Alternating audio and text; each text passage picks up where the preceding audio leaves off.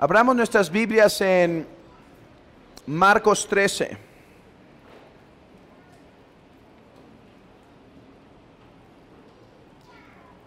El Evangelio según San Marcos, capítulo 13.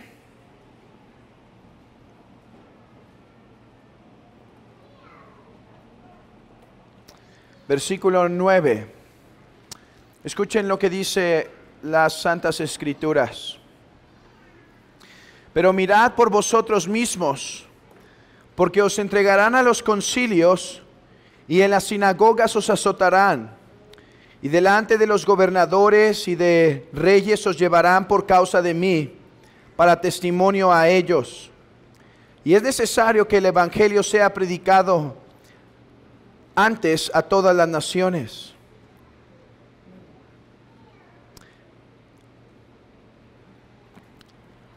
La iglesia de Cristo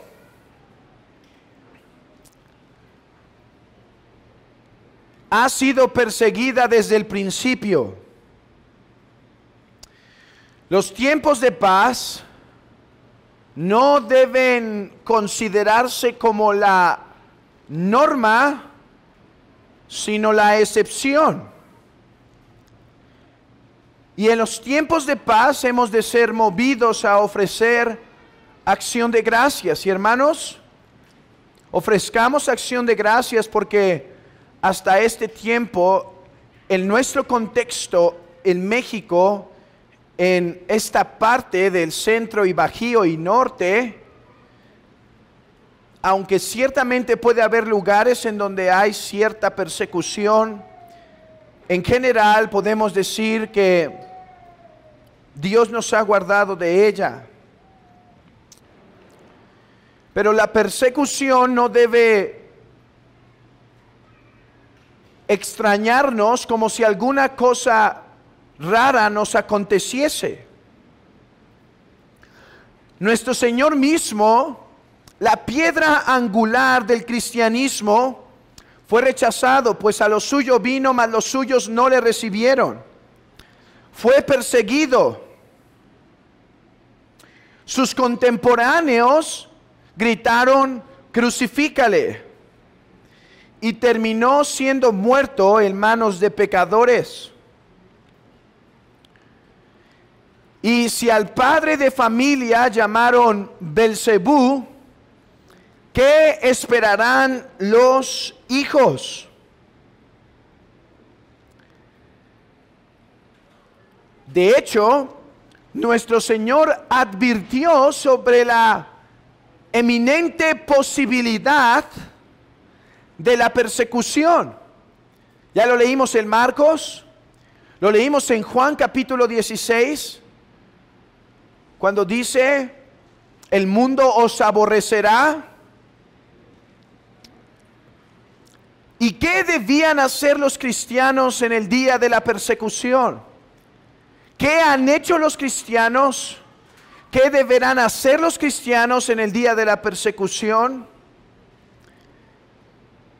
¿Negar su fe? ¿Dejar de ser discípulos de Cristo? ¿Hacer comunidades cristianas separadas de la sociedad?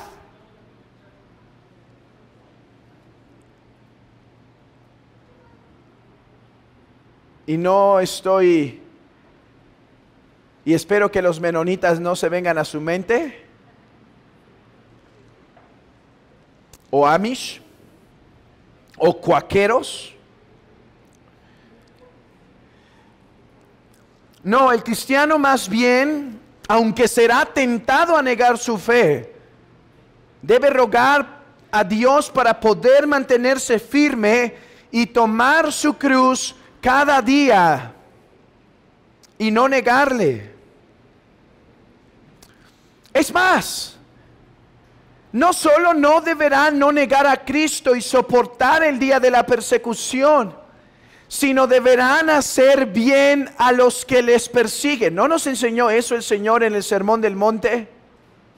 Orad por los que aborrecen, haced bien a los que os ultrajan y os maldicen.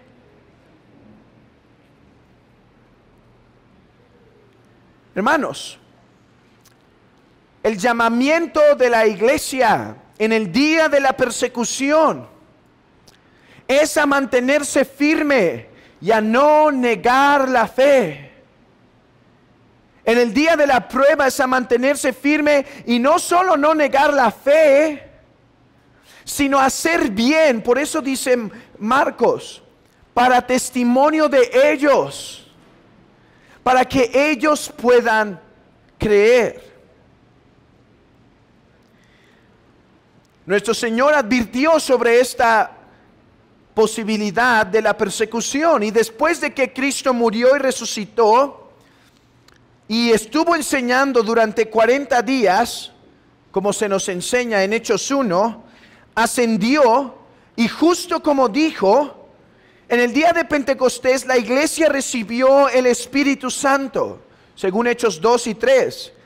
Y a partir de ese momento la iglesia recibió un empoderamiento para poder predicar el evangelio. Pero tan pronto como recibió poder, también la persecución comenzó a suceder.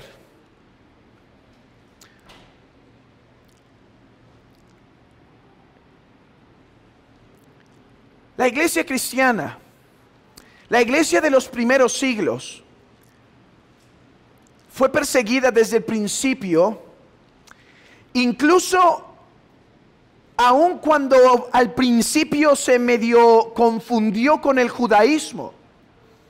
A ver, ¿la persecución inmediata de la iglesia cristiana vino por Roma? No, vino por los judíos. Y es que no vino por el Estado la persecución en primer lugar, porque los judíos ya habían logrado tener paz con Roma. A ver, Roma decía, puedes tener la religión que se te antoje siempre y cuando ofrezcas incienso al César, siempre y cuando no te rehúses a adorar al César.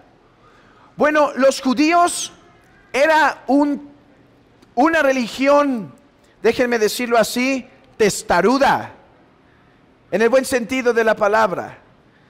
O sea, después de que los judíos fueron disciplinados por Dios por su idolatría y fueron llevados cautivos, una vez que regresan de la cautividad, ellos entendieron que no debían ser idólatras.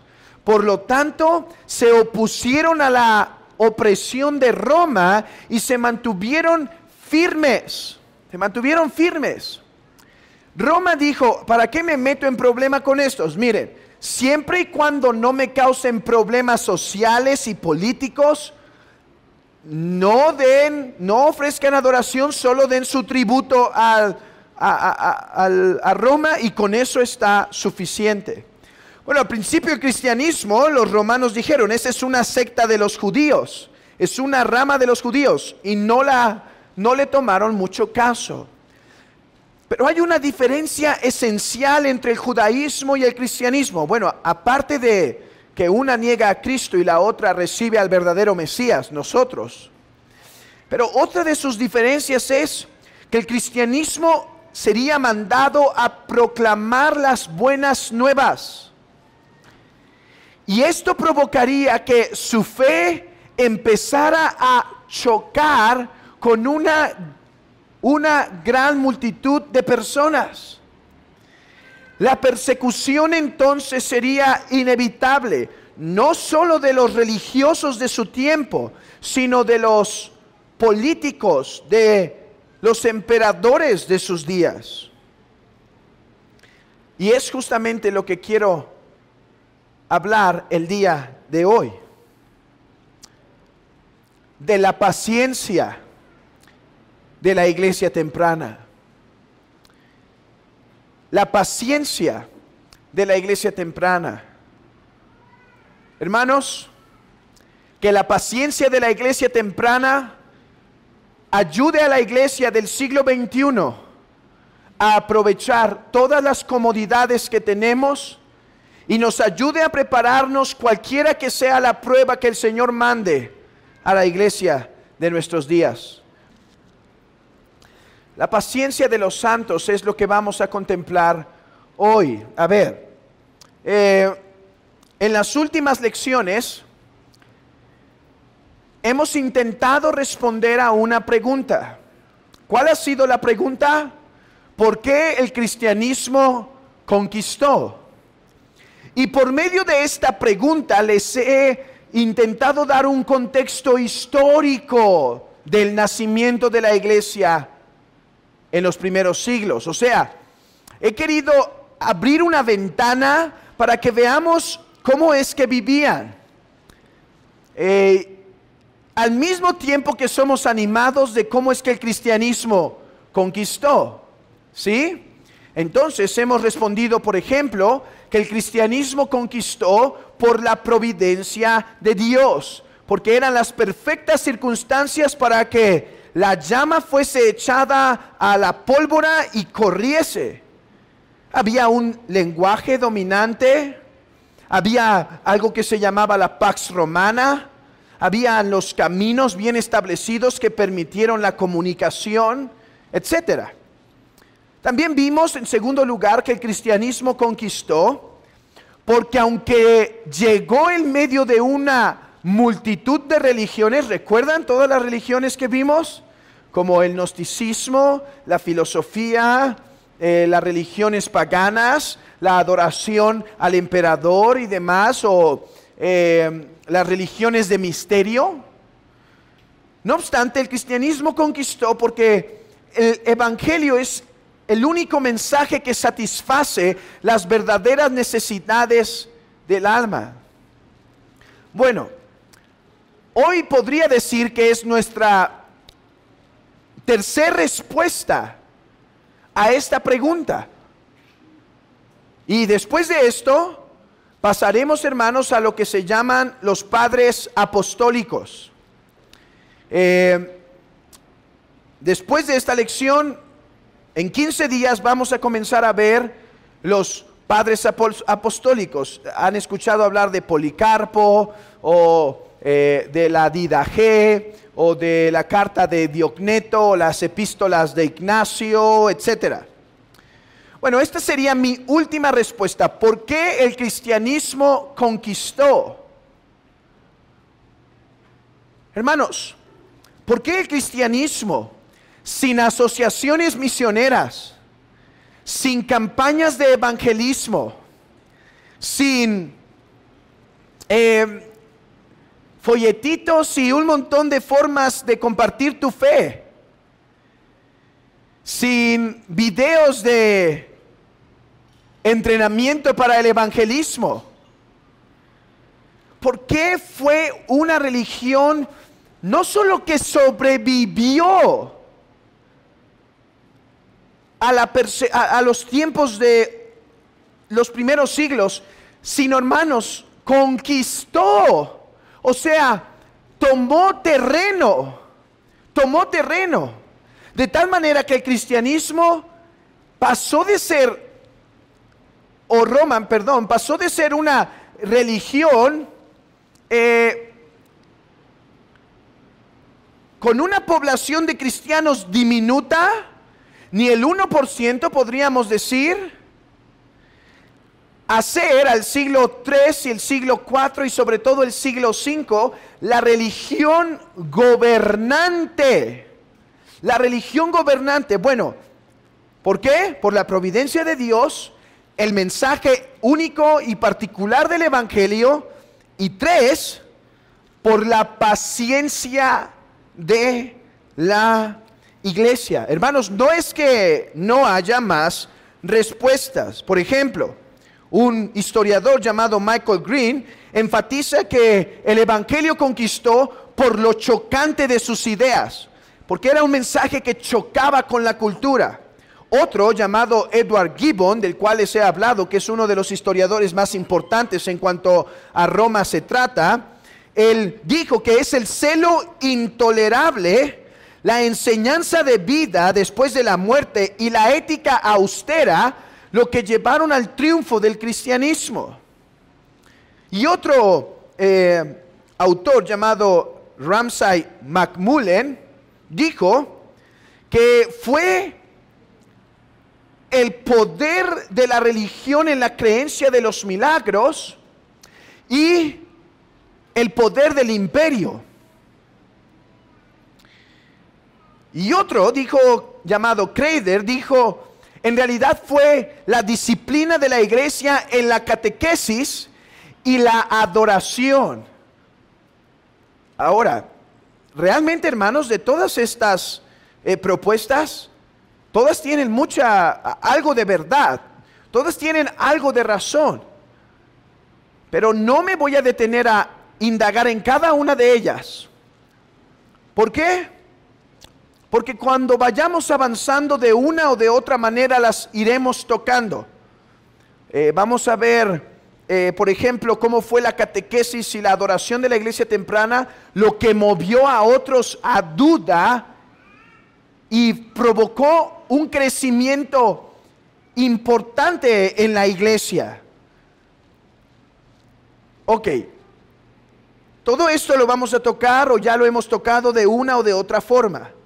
Pero algo que no quiero que se pierda de vista es que fue la paciencia de los primeros cristianos que provocó asombro, conquista y crecimiento de la iglesia cristiana. Ahora, tengo que aclarar otra cosa. ¿Qué es esta otra cosa que tengo que aclarar? No voy a lidiar con todo el tema de los mártires hoy. No puedo hacerlo hoy. Y lo iremos haciendo, como he dicho nuevamente, en el curso. Vamos a hablar de Policarpo y vamos a ver su martirio. Vamos a hablar de Ignacio de Antioquía y cómo se entregó en Roma, cómo escribió a los romanos y dijo, por favor, no se les ocurra parar mi juicio ni mi castigo. Yo sé que ustedes van a ser tentados a meterse y que no me juzguen, no me quiten ese privilegio, pero vamos a llegar pronto a eso. Vamos a llegar también a Perpetua y a Felicidad, entre otros, o al papá de Orígenes, llamado Leónidas, el cual se entregó valientemente. Y ahí va su hijo queriendo intentar también morir como mártir y su mamá agarra su ropa y la esconde para que no pudiese salir. Y vamos a ver cuál era el pensamiento de la iglesia en cuanto al martirio y cómo podemos nosotros aprender de la vida cristiana por ese medio. Vamos a hablar de eso en el futuro. Hoy solo me quiero enfocar en abrir una ventana más de cómo era la iglesia en los primeros siglos, cómo sufrió y cómo fue que su paciencia conquistó Roma. ¿Cómo es que fue la paciencia de la iglesia cristiana lo que produjo un grande crecimiento? Pero comencemos por responder. ¿Qué es paciencia? Paciencia no solo es la capacidad de esperar. Paciencia es la capacidad de soportar. Paciencia implica la capacidad de poder sostener, de poder levantar, de poder resistir un peso que se pone encima. La paciencia es una virtud, y una virtud que los cristianos exaltaron en comparación con los romanos mucho más.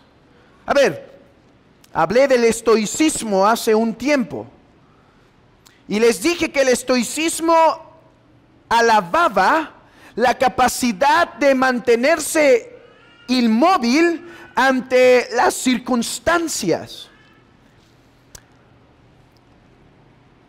No obstante, aunque algunos podían hablar de paciencia, los romanos no era una virtud que les gustaba, porque alguien paciente es alguien que no tiene poder para imponerse. Alguien paciente es alguien que más bien está sumiso en lugar de por encima. Alguien paciente es alguien más bien que se somete, que dirige o que manda.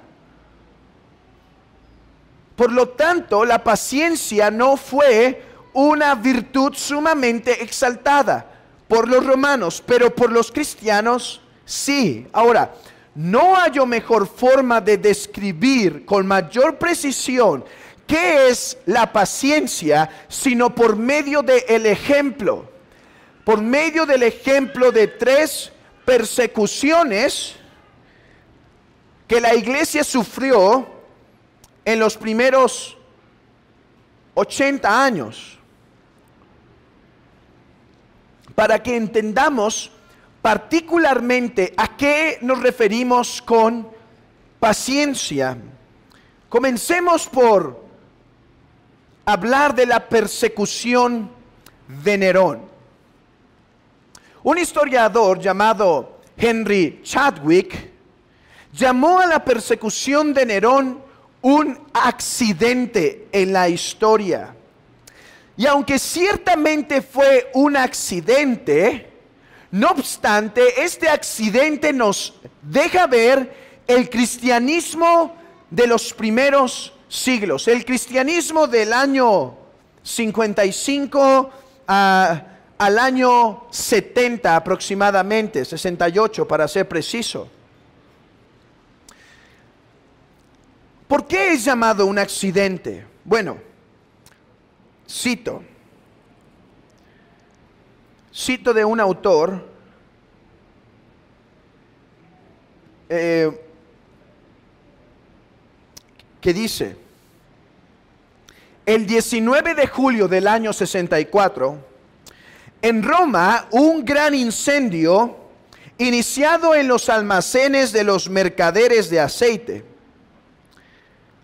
El fuego se prolongó rápidamente por toda Roma. No hubo parte que no fuese consumida por el fuego.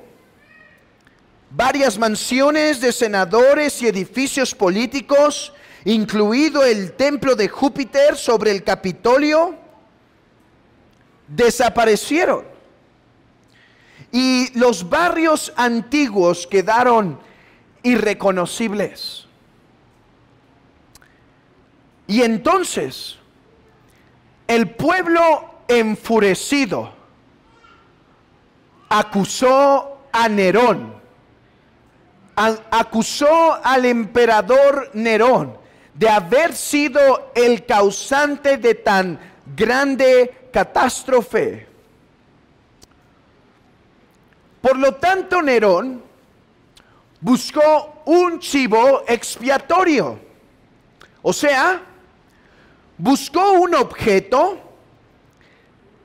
o un grupo de personas que fuese más odiado que él, al cual pudiera distraer todas sus acusaciones hacia ellos. ¿Por qué Nerón tuvo que hacer esto? Bueno, es que Nerón, a diferencia de otros emperadores como Augusto o como Marco Aurelio, Nerón realmente desde el principio fue despreciado por el Senado y el pueblo. Y es que realmente tenía un toque de locura. Era un hombre egocéntrico, un narciso, pero con todo el poder. Imagínense eso. Narciso con todo el poder. Por ejemplo, varias historias se dice que él quería pertenecer al grupo de los artistas y que un día dio un espectáculo por medio, no me acuerdo si fue un instrumento musical, y siendo pésimo su desarrollo, no lo dejaron ingresar a esta élite artística. Por lo tanto, mandó matar a algunos de ellos que no lo recibieron. En una ocasión se enamoró de la esposa de otro hombre y lo que tuvo que hacer fue mandar matar a ese hombre para poderse quedar con ella. Incluso, en un momento dudando de la fidelidad de su madre hacia él, la tuvo que mandar matar ya que sospechaba de los deseos de gobierno de su madre. Así que desde el principio fue grandemente odiado. Además que se corrían las voces entre Roma de que Nerón quería destruir la ciudad, porque le parecía muy fea. Esos recovecos entre las calles, esos callejones muy estrechos. La ciudad, decía él, es muy fea y desorganizada. Y siendo un artista, decía: quemaré Roma y construiré la ciudad de Nerón. Por esas razones, muchos atribuyeron al incendio inmediatamente a Nerón. Incluso historiadores romanos no cristianos llegaron a decir esto. En efecto, bajo el pretexto de que no podía soportar por más tiempo la fealdad de los antiguos edificios y las angustiosas y recovecos de las calles, ordenó prender fuego a la ciudad, tan a las claras que ciertos excónsules, aunque sorprendieron a algunos esclavos de Nerón provistos de estopa y antorcha en sus propias manos, no los detuvieron, dice Suetonio en su libro llamado La vida de los 12 Césares.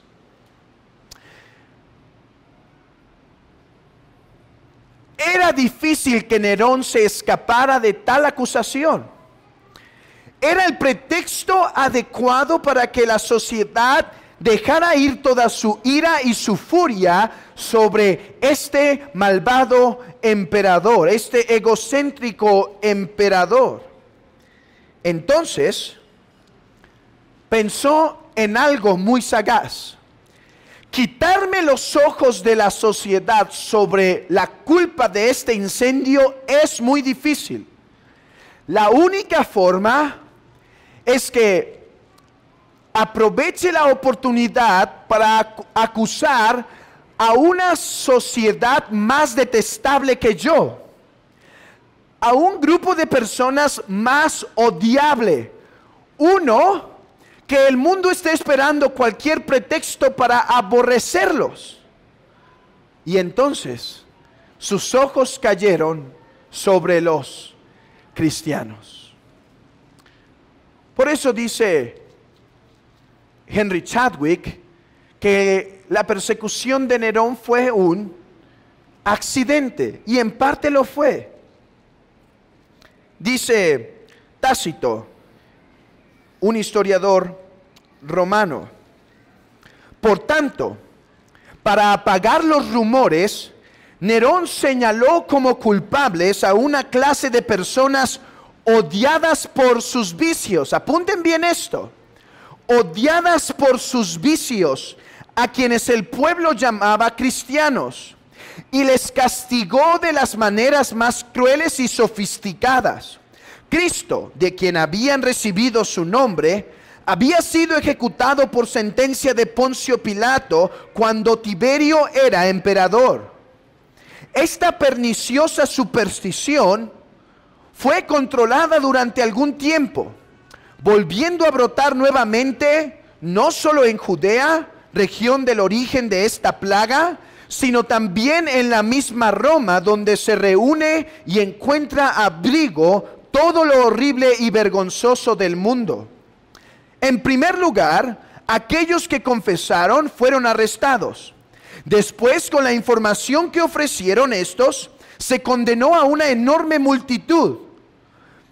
No tanto por ser los autores directos del incendio, sino bajo la acusación de odio a la raza humana. Subrayen eso otro: vicios y odio a la raza humana. Su ejecución se convirtió en un espectáculo. Algunos fueron cosidos a pieles de animales salvajes que fueron luego fieramente atacados a muerte por una jauría de perros. Otros fueron crucificados para servir como antorchas vivientes cuando llegaba la noche. Nerón ofreció sus jardines para tales espectáculos y organizó juegos en el circo, mezclándose con la multitud o contemplándolos desde su carro uniformado de auriga. Pero por ello, aunque las víctimas eran criminales que merecían el más severo de los castigos, fíjense lo que va a decir Tácito. Dice, a ver, los cristianos merecían juicio, claro, pero escuchen esto. Pero ellos, por ello, aunque las víctimas eran criminales que merecían el más severo de los castigos, el pueblo comenzó a sentir compasión de ellos, ya que más parecía ser sacrificados para satisfacer los sanguinarios deseos de un hombre que en favor del bien común. Esta larga cita nos abre una ventana a la condición de la iglesia temprana.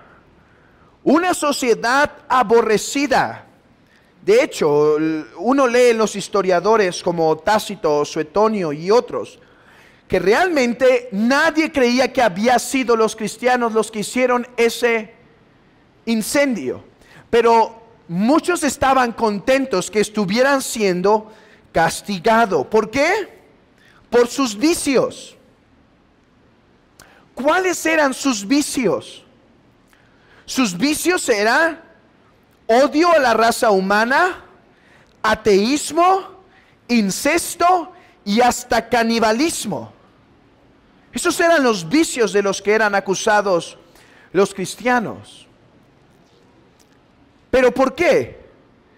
Bueno, la acusación a la raza humana, hermanos, tiene una fácil forma de ser detectada. Porque aunque los cristianos no salimos del mundo ni nos escondemos en sociedades aparte, muy lejos en ranchos y demás, sino que seguimos viviendo en el mundo, no obstante, ya no hacemos muchas cosas que el mundo hace. Y dice Pedro que a ellos les parece cosa extraña que no corramos en su mismo desenfreno. Entonces los cristianos fueron acusados de aborrecer el florecimiento cultural. Los cristianos fueron acusados de aborrecer, de ser promotores del odio, de oponerse al progreso.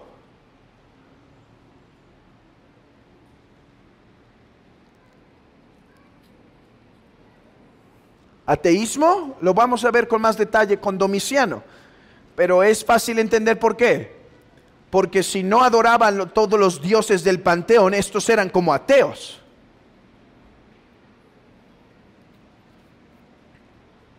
¿Quién mantenía seguro el imperio según Roma? Los dioses. Pero si los cristianos se rehúsan a adorar a los dioses, ellos han provocado la ira de los dioses sobre nosotros y por lo tanto estamos padeciendo. Justino Mártir dijo justamente así: por ello somos llamados ateos, porque no adoramos sus mismos dioses. Fueron acusados de otras cosas como el incesto y el canibalismo, porque los cristianos decían tener su reunión de amor, ¿sí? Que es lo que nosotros llamamos nuestro ágape. La palabra griega para ágape es una palabra que se usa en griego para amor, es la palabra amor. Entonces los cristianos decían que iban a su reunión de amor y eso permitió que se crearan calumnias contra ellos. Además se decía incestos porque había personas que estaban casadas, matrimonios, pero se decían hermanos y eso era un tipo de incesto. Y aunque claro que los romanos no tenían pero nada de buena ética en la cuestión sexual, el incesto era algo que aborrecían particularmente. Entonces, ¿por qué el cristianismo padeció en el primer siglo? Hermanos, el cristianismo padeció en el primer siglo por causa de mantenerse firme a practicar una fe sencilla, una fe genuina. El cristianismo no fue a los dioses de Júpiter a hacer grandes escándalos y tirar ahí a los ídolos. No se metió a los templos a derribar a todo el panteón. O sea, la palabra panteón quiere decir el lugar de los muchos dioses. Pan en griego, la palabra pan quiere decir todos, theón, dioses. El templo era el lugar de todos los dioses, el panteón. Y no iban a generar revueltas. Los cristianos fueron perseguidos por mantenerse firmes en practicar la fe sencilla. Hermanos, ¿qué es la paciencia de los primeros cristianos? La paciencia de los primeros cristianos es aquella firmeza a conducirse de forma santa, a conducirse alejados del mundo, a conducirse separados de las presiones de este mundo. Hermanos, sepamos esto. La persecución a la iglesia no viene porque la iglesia empiece a provocar, sino porque la iglesia va en contra de este mundo. Y es esa paciencia y es esa firmeza, claro, lo que trae persecución, pero hermanos, fue eso justamente lo que hizo que el cristianismo prosperara. Fue justamente esa fe sencilla, práctica, porque como vamos a leer en una cita en un momento, escuchen lo que dice Cipriano de Cartago. Amados hermanos, nosotros somos filósofos. A ver, cuidado aquí, cuidado. ¿No que estamos viendo lo de la iglesia? Filósofo, en la forma en la que la usa Cipriano de Cartago, no es en el sentido de Platón o así. Filósofo es una palabra griega que significa los que aman la sabiduría, los que aman la luz, los que aman el camino. Entonces está diciendo, se está comparando y dice, a ver, nosotros realmente somos los verdaderos, los que aman la sabiduría. No en palabras, pero en hechos. Nosotros exhibimos la sabiduría, pero no por nuestro vestido, sino por la verdad. ¿Por qué dice vestido? Porque en ese tiempo había lo que se llamaba la toga filosófica. De hecho, Justino Mártir la vistió durante su vida. Era una toga donde cuando alguien veía esa toga decía, ese es filósofo. Pero él dice, nosotros proclamamos la sabiduría no por la vestidura, sino por la verdad. Nosotros conocemos las virtudes no por alardear de ellas, sino por practicarlas. Nosotros no hablamos grandes cosas, sino que también las vivimos. Hermanos, la paciencia de los mártires, la paciencia de la iglesia cristiana, por la cual conquistó sin grandes estrategias gran parte del primer siglo, fue por pacientemente vivir una vida santa y piadosa en medio de la oposición. Hermanos, ¿cómo es que en nuestro alrededor podrán conocer el evangelio? ¿Cómo es que nuestra familia, nuestro núcleo principal y nuestra familia extendida, hermanos, no van a conocer por medio de que cedamos? Este es el engaño de la iglesia de nuestro tiempo. No, es que si no faltó al día del Señor por el día del papá, o por el día de la mamá, o por el día del abuelito, o por el día de maestro, no sé, todo lo que haya. Si no, no voy a dar testimonio. ¿Qué van a decir de los cristianos? Hermanos, claro, visita a tu padre y a tu madre y hónralos y demás. Pero no caigamos en ese engaño. El cristianismo temprano triunfó por mantenerse firme ante los mandamientos de Dios, la vida santa y alejarse del mundo. No completamente, porque todavía tenemos que predicarles. Pero hermanos, ¿qué dice la Escritura? No os hagáis como ellos, pueblo mío, sino salid del medio de ellos. No te conviertas tú a ellos, sino que ellos se conviertan a ti. El cristianismo, hermanos, quiero transmitirles algo. El cristianismo del primer siglo triunfó, no por 2 o 3 o 4 pastores con grandes dones de predicación, con grandes estrategias.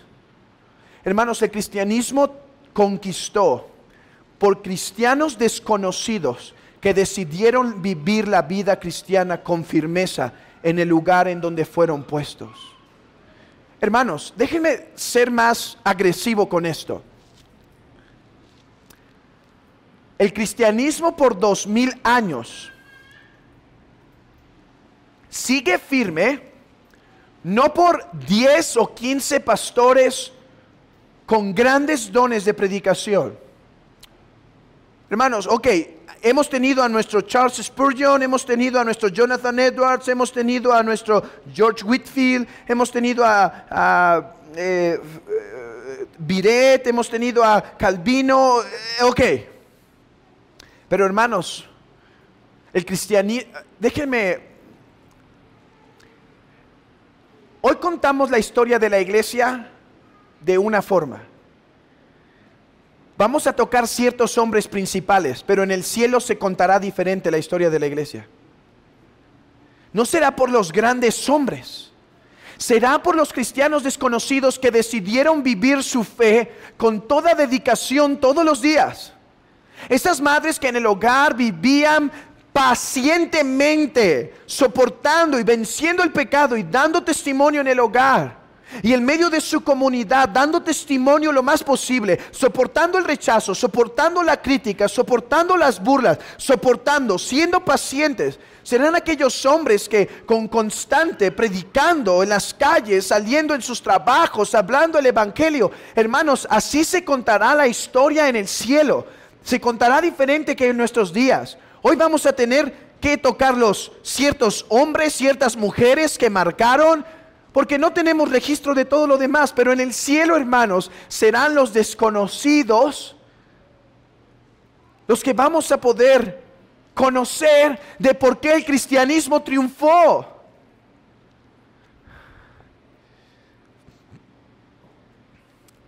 Hablamos de grandes hombres de Dios, como Basilio, como Gregorio Nacianceno, como Juan Calvino. Pero hermanos, ¿saben que muchos de ellos marcaron su impacto en la piedad de su madre? Interesante que estos tres, y solo los mencioné ahorita aleatorio, no los traía en mis notas, pero interesante que estos tres atribuyen su vida cristiana a la piedad de su madre. Por ejemplo, me estoy desviando de mis notas, pero creo que vale la pena. Resístanme tantito mi locura. Por ejemplo, Gregorio Nacianceno. Gregorio Nacianceno tenía a su madre que se llamaba Nona.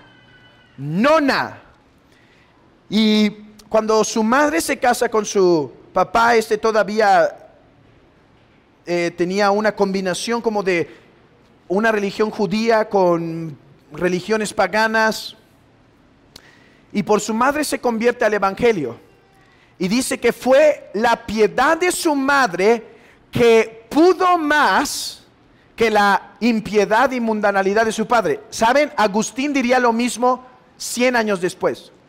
Dice, mi madre tenía, Mónica tenía una fe seria, fiera, y mi padre era un pagano que quería mi prosperidad económica, pero la fe de mi madre, sus oraciones y sus lágrimas pudieron más que la mundanalidad de mi padre.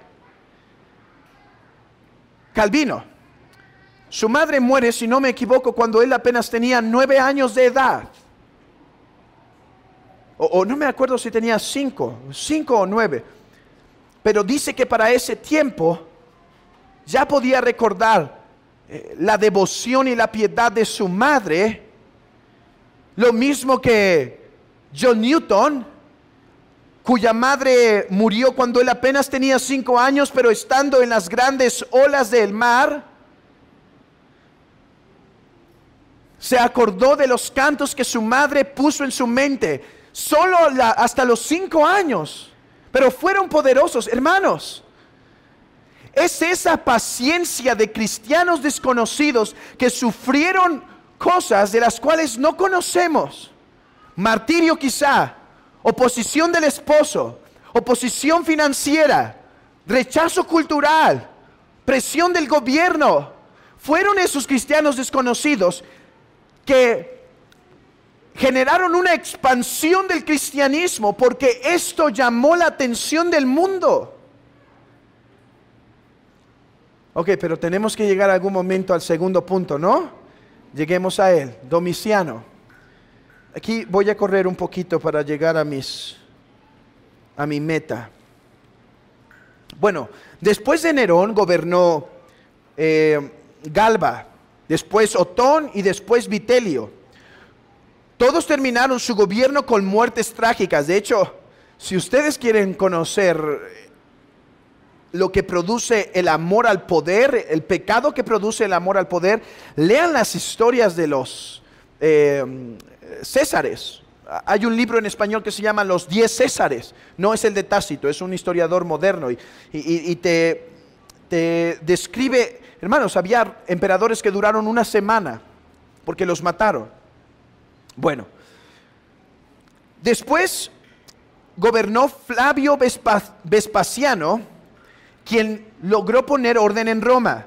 Después de esto vino Tito, quien destruyó el templo de Jerusalén, quien en lo general fue un gobernante, al menos para Roma, no para los judíos fue un dolor de cabeza, aunque sí para Roma. Bueno, de todos estos, ninguno realmente pedía alabanza u honores divinos hasta que llegamos a Domiciano. Realmente a este hombre se enamoró con la idea de que, recuerdan que hablé de esto la semana antepasada, se creía que los gobernantes tenían algo de deidad, lo que llamamos el genio del emperador, ¿sí? Y dijimos que no era el genio del mal genio del emperador, sino del genio como un dios que estaba sobre ellos. Bueno, Domiciano se la creyó total. Y entonces empezó a exigir alabanza.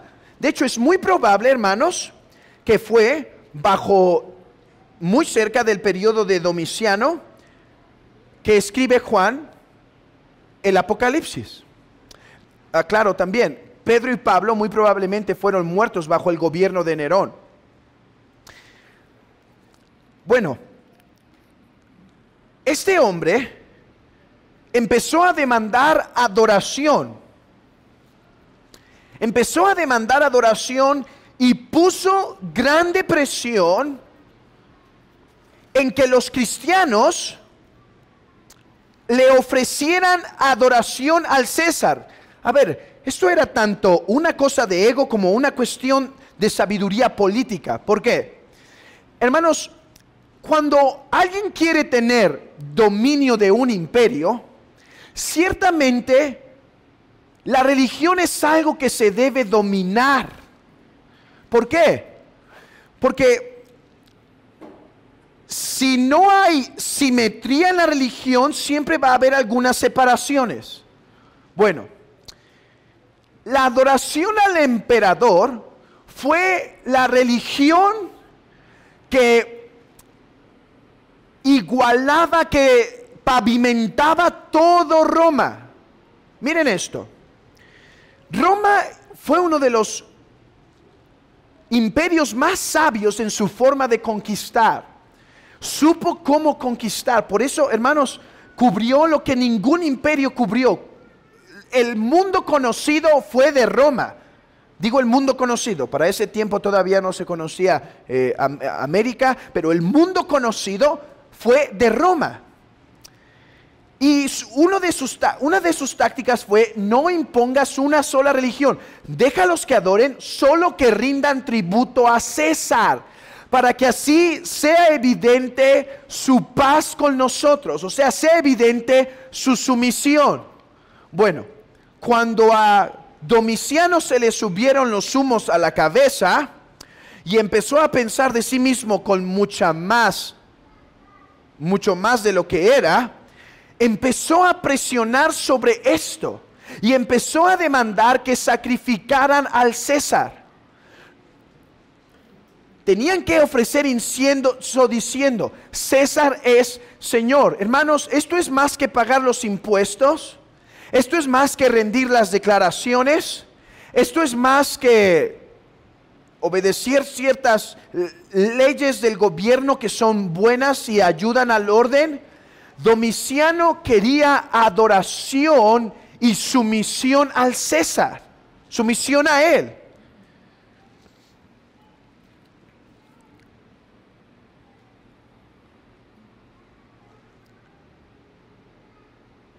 La paciencia de los mártires aquí se manifestó en lo siguiente. Hermanos, el no sucumbir ante las demandas del emperador. A ver, la primera paciencia que vimos fue paciencia de vivir la vida cristiana, santa, separada del mundo, no cayendo en la tentación, no cayendo en las recomendaciones del mundo. La segunda forma de paciencia fue por no someterse a las demandas del emperador. A ver, los cristianos deben obedecer al gobierno en todas las cosas que son justas, pero el gobierno no puede exigir cosas que violen la ley de Dios. Punto. Hermanos, esta fue la gran lucha de los cristianos en Inglaterra en el siglo XVI y XVII. Algún día llegaremos allá, hasta el siglo XVI y XVII. Pero ellos dijeron: la reina quiere que adoremos de cierta forma, quiere que se establezcan ciertos principios en la adoración, pero la reina no puede. La reina tiene libertad para gobernar lo que quiera y hacer lo que quiera en su reino, pero no puede meterse en las cosas de la iglesia. Hermanos, la iglesia y el Estado no deberían ser enemigos, no deberían. El Estado es puesto por Dios. La iglesia, los sujetos de la iglesia deben someterse en lo que es lícito. El punto es que la iglesia no puede interferir en las cuestiones religiosas.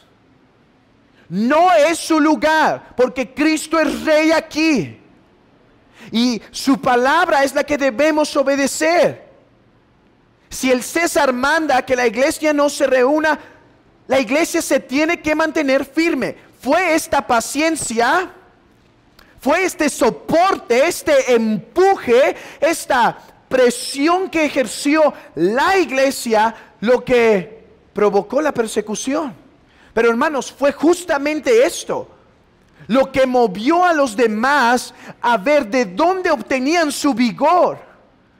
¿De dónde obtenían su vigor? ¿De dónde obtenía este movimiento su fuerza? Y hermanos, fueron realmente los bautistas particulares, o sea, los bautistas reformados del siglo XVII, XVIII y XIX, los que lograron conseguir en la historia de la humanidad lo que se llama la distinción entre el Estado y la iglesia, la separación de iglesia y Estado. Realmente antes no hubo esto. Siempre hubo una mezcla, pero el cristianismo de este tiempo logró. Y hermanos, el llamamiento aquí es: obedezcamos a nuestras autoridades, seamos buenos ciudadanos, obedezcamos lo que nos piden, atendamos a sus indicaciones que son conforme al orden y a la buena conducta de la sociedad. Seamos ejemplo en eso, hermanos. Que no seamos de los que llenan de multas el historial del carro, ¿sí? Seamos buenos ciudadanos. Oremos por nuestros gobernantes para que Dios les dé sabiduría, para que Dios dé salvación incluso. Oremos por su bien, oremos por sus familias. Seamos respetuosos. Dirijámonos con respeto a los reyes, a los gobernantes, al presidente. Evitemos esos malos chistes que la gente común hace a los gobernantes. No, al que respeto, respeto, al que honra, honra. Son autoridades y debemos dirigirnos a ellos con autoridad. Nada que con apodos, no, es el señor presidente, es el señor gobernador. Pero hermanos, el día que el Estado quiera gobernar en la iglesia, el día que el Estado quiera determinar lo que podemos predicar o no podemos predicar, cómo nos podemos reunir, cuándo nos podemos reunir, la forma en la que lo debemos hacer, que el Señor nos ayude, hermanos, para mantenernos firmes, porque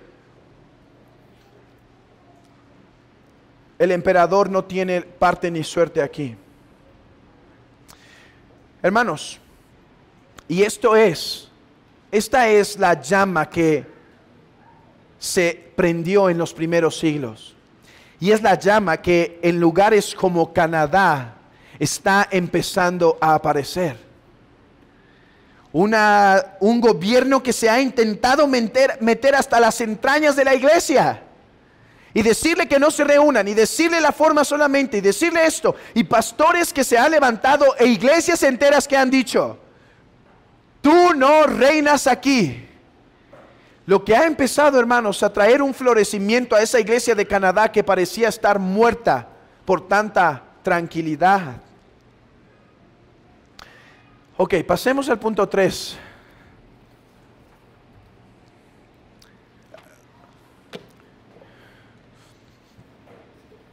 Aquí me voy a limitar a ser más breve porque el tiempo nos ha alcanzado.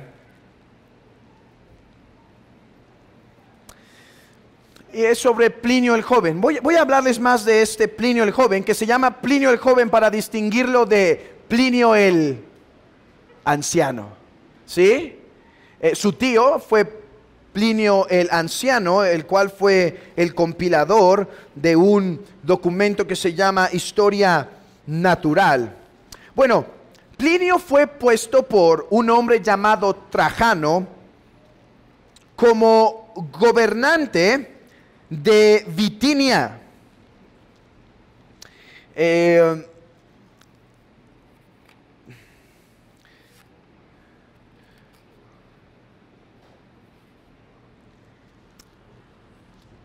Les había hablado que había ciertas regiones que eran particularmente problemáticas, donde el emperador no dirigía directamente, sino que ponía a un vigilante. Bueno, Plinio el Joven fue ese tipo de hombres.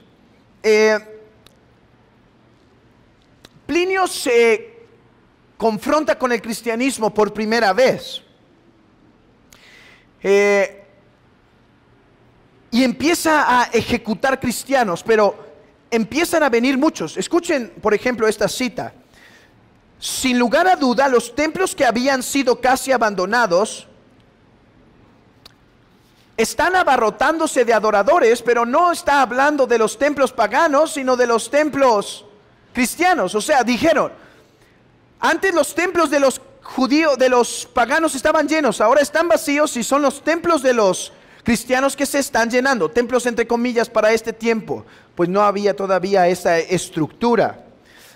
Bueno, le empiezan a llegar muchos cristianos y dice, caramba, ¿qué hago? Entonces escribe a Trajano, y estas cartas las pueden buscar, están gratis en internet, las cartas de Plinio a Trajano y de Trajano a Plinio. Bueno, y en medio de las cartas, hermanos, este documento es muy valioso y es de un pagano. Dice, a ver, Trajano, dame sabiduría porque ya no sé qué hacer con estos cristianos. Por favor, guíame.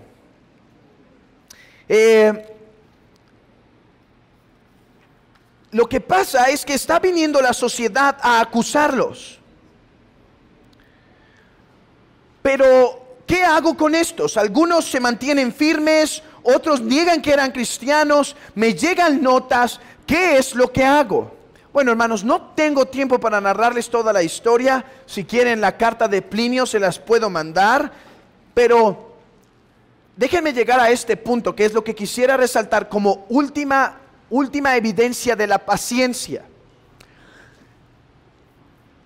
Decía Plinio a Trajano: pero ¿qué hago con esos contumaces?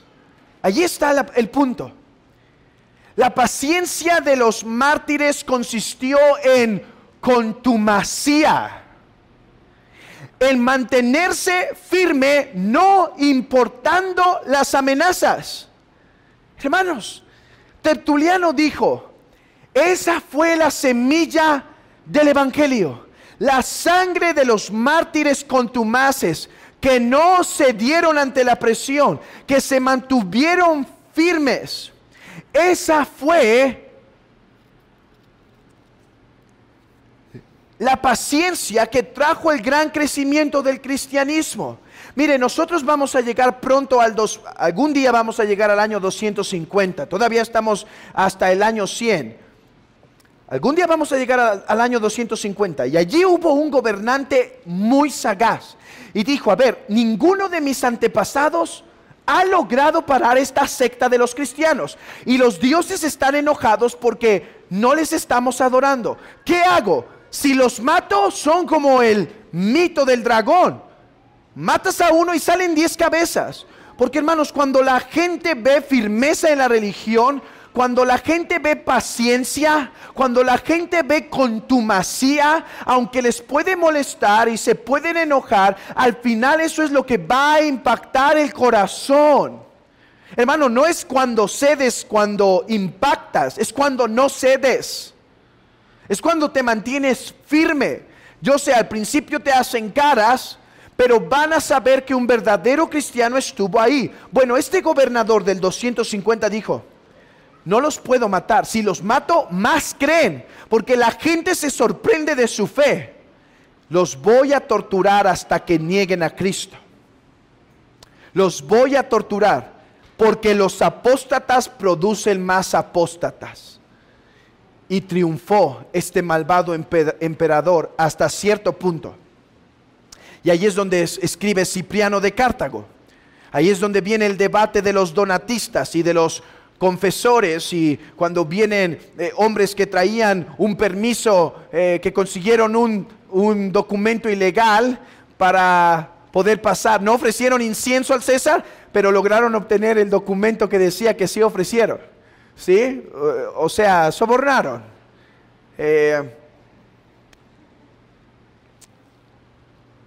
En Plinio, en todos los casos que trata, él dice esto: pero de los contumaces nos tenemos que deshacer, porque los tales no tienen arreglo. Hermanos, ¿qué es la paciencia de la iglesia cristiana? Es la perseverancia de los primeros cristianos en mantener vidas santas y armoniosas con la ley de Cristo, no importando el costo o la dificultad. Es la firmeza de no rendirse ante la fuerza del emperador, incluso si costaba la pérdida económica, la pérdida de bienes o la pérdida de la vida. Hermanos, es con la contumacia lo que trajo la prosperidad del cristianismo. Es preferir perder bienes, preferir perder economía. Hermanos, fueron los rechazados sociales. Fue esto lo que trajo el crecimiento. De hecho, hermanos, ¿de qué creen que trató el primer folleto, si se quiere ver así, evangelístico? ¿Cuál creen que era el tema del primer folleto evangelístico? O sea, el primer folleto que animaba al evangelismo. ¿De qué tema creen que pudo haber tratado el primer folleto? Bueno, algunos dirán de Mateo 28, ¿verdad? Ir por todo el mundo y predicar el evangelio a toda criatura. ¿Qué otro posible tema pudo haber tenido para animar al evangelismo? Bueno, uno que se publicó en el siglo XIX por un hombre llamado Andrew Fuller, que se llama el Evangelio digno de toda aceptación. O William Carey, el cual escribió un libro que se llama La necesidad de predicar el Evangelio a todas las naciones, pues la predicación es el medio para alcanzar a los paganos. Hermanos, ¿saben cuáles fueron los temas de los folletos que animaban al evangelismo en esos días? Déjenme darles dos. Uno de Cipriano, uno de Tertuliano, y el otro me puedo equivocar, pero según yo es de un hombre llamado Lactancio. Déjenme corroborar ahora mismo, en un momento. Sí, Lactancio. ¿Saben cuáles fueron los temas? La paciencia.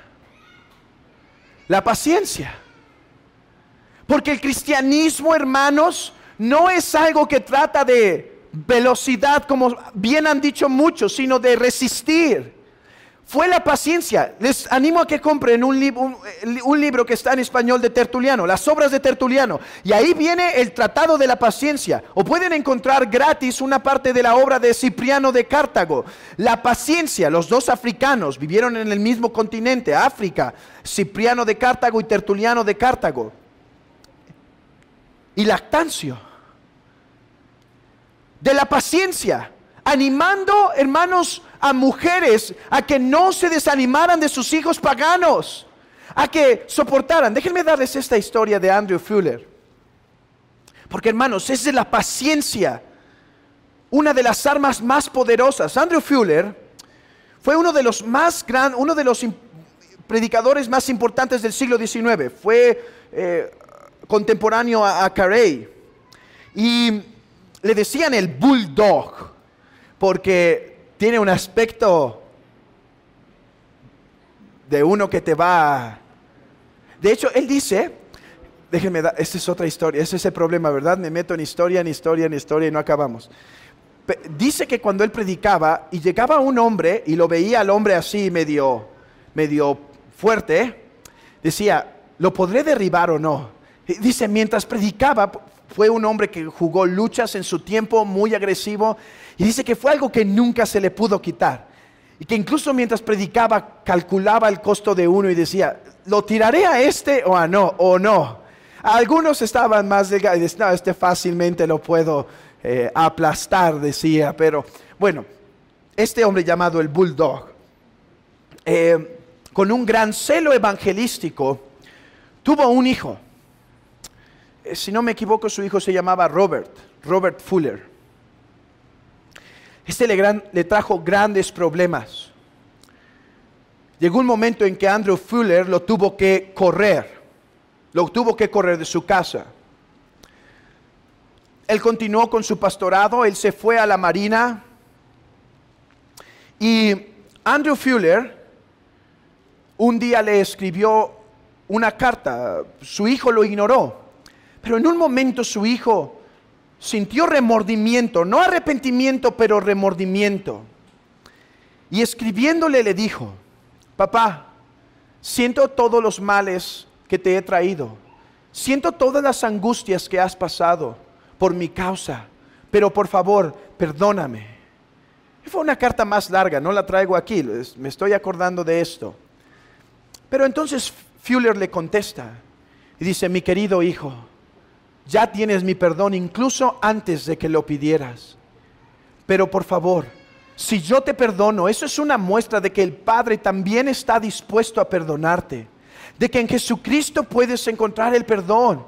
Y nada me duele más en el alma que saber que mueras sin Cristo. Por favor, arrepiéntete. Bueno, la carta llega. Y la única noticia que Andrew Fuller escuchó de su hijo después es que ya había muerto. Ya había muerto.